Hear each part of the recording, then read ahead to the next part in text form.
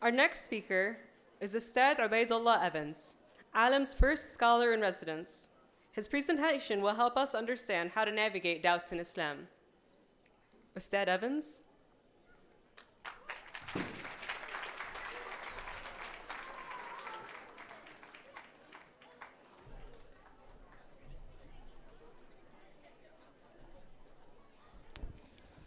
بسم الله الرحمن الرحيم إن الحمد لله نحمده ونستعينه ونستغفره ونستهديه ونعوذ بالله من شرور أنفسنا ومن سيئات أعمالنا فمن يهده الله فلا مضل له ومن يضلل فلا هادي له وأشهد أن لا إله إلا الله وحده لا شريك له وأشهد أن محمدا عبده ورسوله أما بعد السلام عليكم.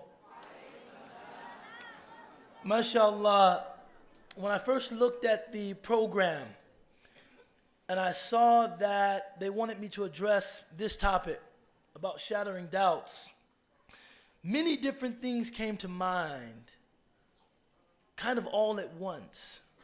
And the first thing that I thought was to tell everyone experiencing doubt that this is something that naturally occurs to a person of faith. There was a companion of the Prophet sallallahu alaihi wasallam radiyallahu anhu named Hanzala.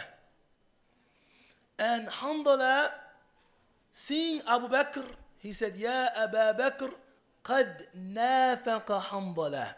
He said, Oh Abu Bakr, the companion of the Prophet alayhi wasallam and his good friend, Hanzala, referring to himself, has become a hypocrite. And Abu Bakr, practicing this very good trait of low emotional expressivity. Many of us practice the opposite. We have high emotional expressivity. If a person comes to us in a state of crisis, we heighten their anxiety. Man, something is really wrong. I know, bro, what's going on? Abu Bakr, low emotional expressivity.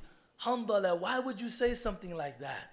He said, well, when I am in the company of the Prophet sallallahu alaihi wasallam, I feel as though the realities of heaven and hell are right before my eyes. And I have no doubts whatsoever. But whenever I'm alone, I don't experience the same level of certainty. And I think because of this, I'm a hypocrite. And Abu Bakr as-Siddiq radiyallahu anh, he didn't say to him, Hanzala, I have no frame of reference for what you're saying. Hanzala, that never happens to me. Hanzala, you need to check your iman. Abu Bakr said, Wallahi, the same thing happens to me. We should go ask the Prophet sallallahu alaihi wasallam about this. So they go to the Prophet alaihi wasallam, both of them now concerned about their iman, and they detail their experiences.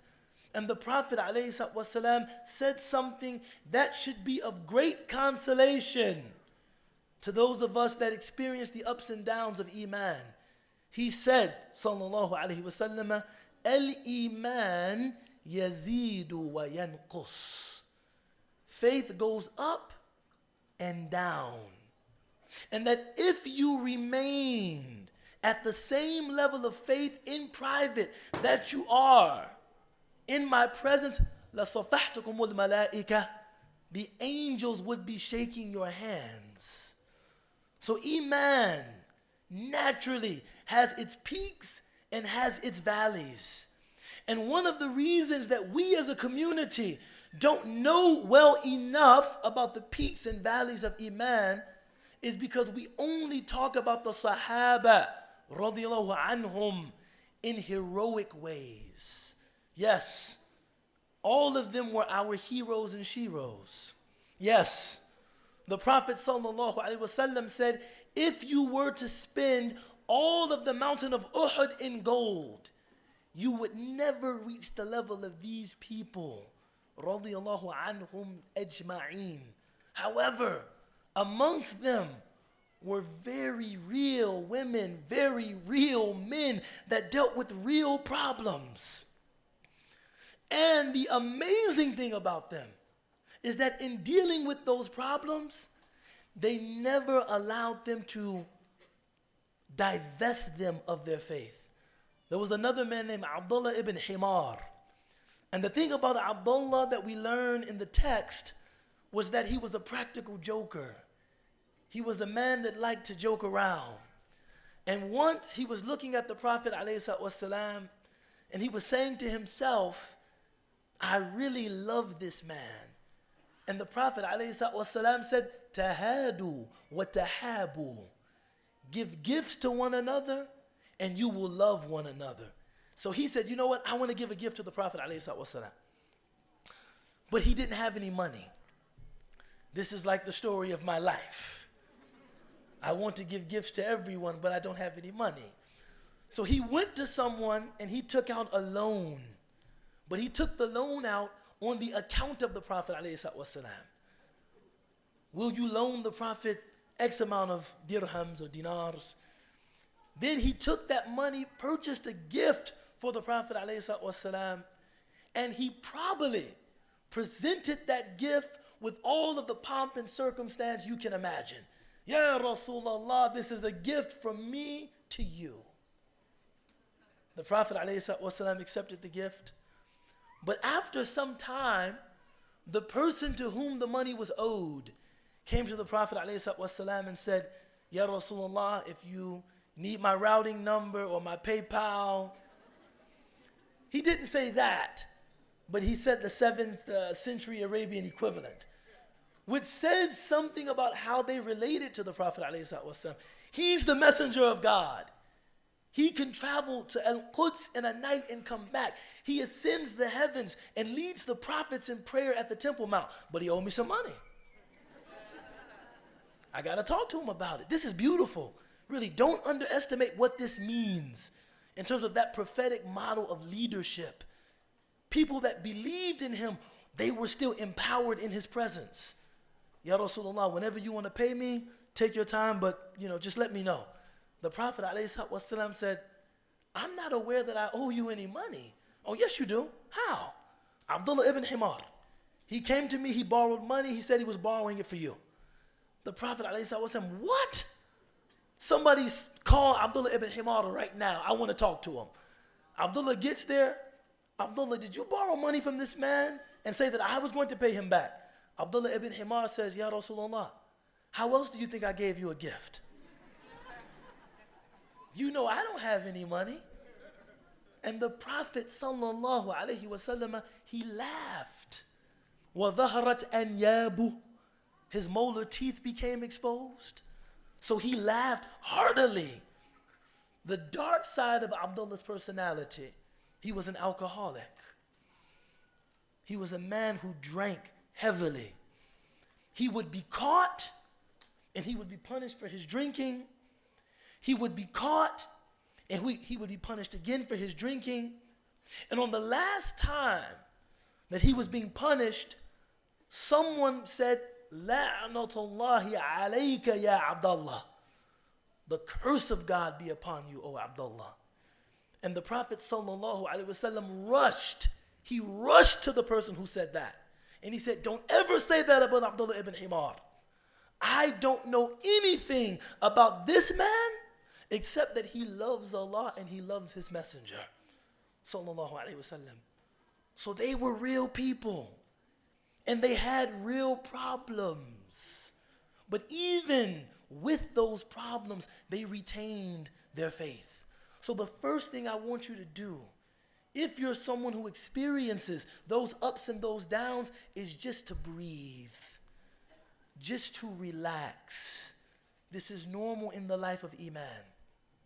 The second thing that I want to mention to you is that one of Allah subhanahu wa ta'ala's names is Al-Haq. He is the truth.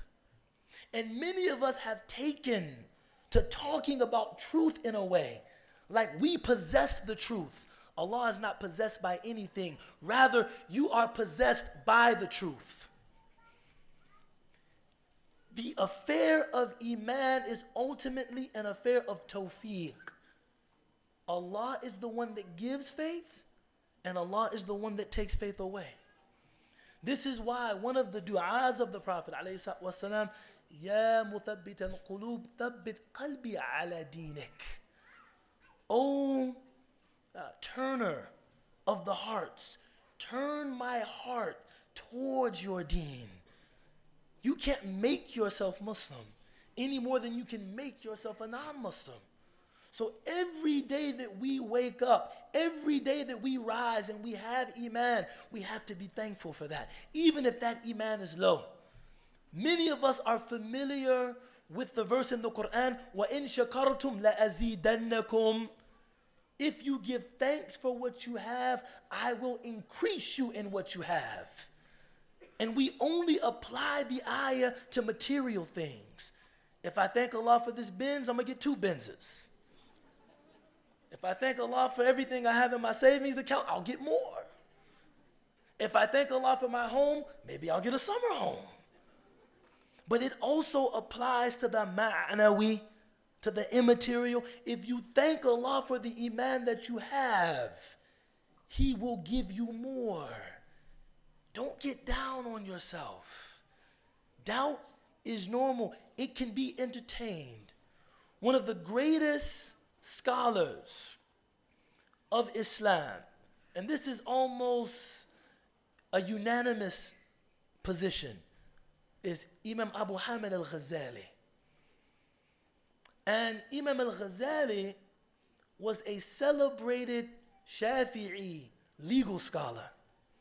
You know, once, and this is a true story, I was at Azhar, and I was studying for an exam in Usul al-Fiqh. And we had to read just portions of Imam Al-Ghazali's Mustasfa. And it was so difficult to read that book. It was written at such a high level that I would read literally 2 pages for like 6 hours, not following the good advice of my sister. I should have been taking 30 minutes, 5-minute break, 30 more minutes, 5-minute break. But I was just trying to really just push through this text, the Mustasfa. And after a while, I started to have like heart palpitations. This is a real story.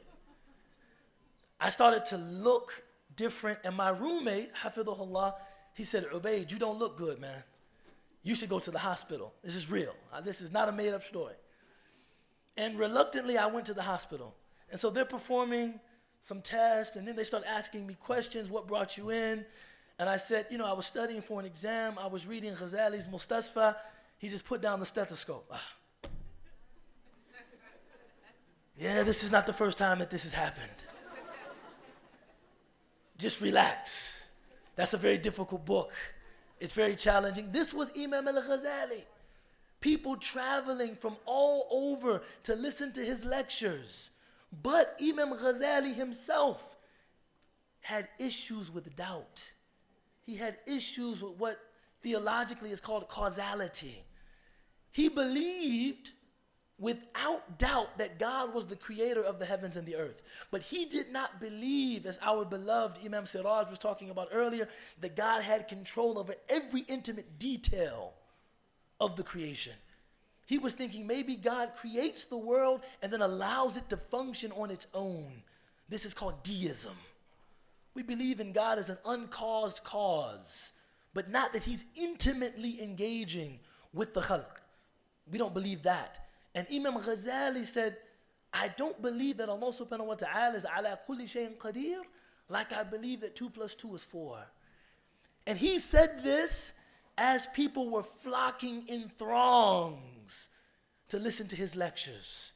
He was perhaps the most celebrated jurisprudent in all of the central lands of Islam, but he had doubt.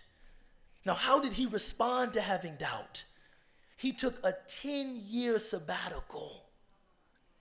10 years traveling from place to place, living in madaris, and some reports even cleaning those madaris, trying to sit with the people of dhawq, the people of tasting, and the people of hal, having a state. having a state that indicates that they're connected with Allah. And on one occasion, this is perhaps an emblem of his sincerity. He came upon two students debating a book that he had written. And he chimed in and said, you know, maybe this is what the author intends. And they said, what do you know? You just clean up around here. And he said, you're right. What do I know? I just clean up around here. You see? But he had doubt. And after he finished this 10-year sabbatical, he reassumed his post in the Nizamiyya as the chair of Shafi'i jurisprudence. And when he stood up to speak, the only thing he said was, قال الله تعالى في كتابه المجيد. Allah has said in his glorious book. And everybody in the room broke down and started weeping. And he, to his surprise, I've said things much more complex, much deeper than that, but it never caused this reaction. They said, because before when you said them, we could tell it was an intellectual exercise. But now you really believe what you're saying. So great people have experienced doubt. Great people have allowed doubt to propel them to tasting certainty. And when they asked Imam Al-Ghazali for an epitaph of his entire sojourn, he said that I arrived at the conclusion that there is no intellectual proof, no incontrovertible intellectual proof that one can offer for the existence of God. It's a dhawq. It's something one knows by tasting. And in that regard, it's very similar to how we think about love.